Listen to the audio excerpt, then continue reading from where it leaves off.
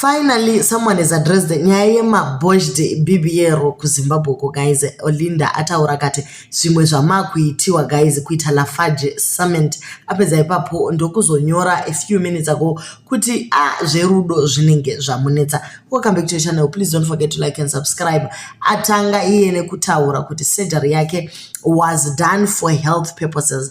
I was just lucky that my surgeons were good at their craft and I came out looking like a snake. But madzimai especially pararapo adai mambo slower down zvishoma mbichana guys zvinotodawo natural looking kwete kunge makaiswa watermelon mberi neshure mabva mabviswa maribs ese apo boys riri kucomplaina hanzi harisisina kana mutepfe ingori Lafarge Cement. Anyway, Ruregerero, I understand matuze ebasa, but yo aiwa zvanyanyisa ataura zvakaraka twedweka. Please take note handina kutaura mazita asi tese tinongoziva vakawanda vakaitwa mabotched jobs.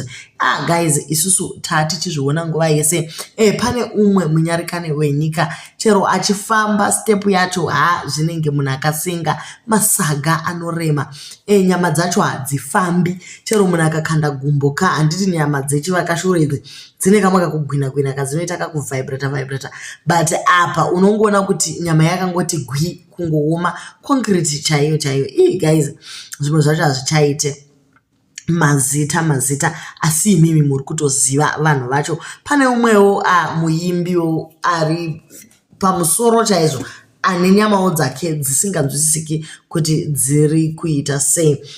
Vamwe vakati Linda, you did very well, don't be ashamed of your story, it will inspire others. Well done Olinda for inspiring and motivating fellow women. Ndinofarira muviri wako, please keep it up.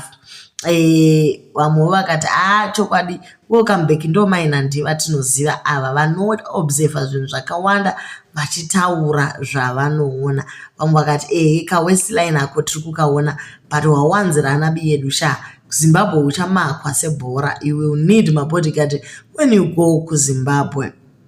Asi zvanzi zvitaurwe guys mamwe mabhodhis atiri kuona. So guys pane nyaya iyoyo yekugadzirisa mabhodhi nekubviswa maribs nekuondesa chiuno nekuisa chivakashure dzidzi kana dzonzi chii then koita iye kugadzirwa mazamuwo. Pamwe pacho unoona rimwe zamu rakura rimwe raita diki, mamahips unoona asiri asymmetrical kudai, rimwe rakwirira mudenga rimwe radzikira pasi. Kozoitawo veskin bleaching yo vanenge vakungoita kunge low class. Moza zvimwe zvinhu guys zvakanaka kana zvaisiwa pamafilter and all.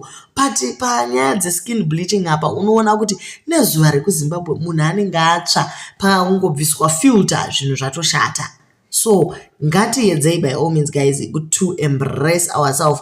Yes, hatisi kuti kuita masurgery chinhu chakaipa bodo, zvinhu zvakatonaka kana uchigona kuzvimanajawo zvakanaka ukawanawo ve high class vanobhadharisawo mari dziri pamusoro woita maproper surgery zviri right. Kwete zvekungonzi kwaiwa ndobayiwa majekiseni waiswa concrete mugaro murangooma kuita kuchigwagwagwa. Aiwa bodo vebleachiwo vachidaro. Moziva kuti zvimwe zvinhu chero uri high class ukasvika wakableacha pamwe unongoita kunge street woman. So hameno zvazvinongoita zvine kamwe kadhati, so handizivi kana kuti hazvina kadhati.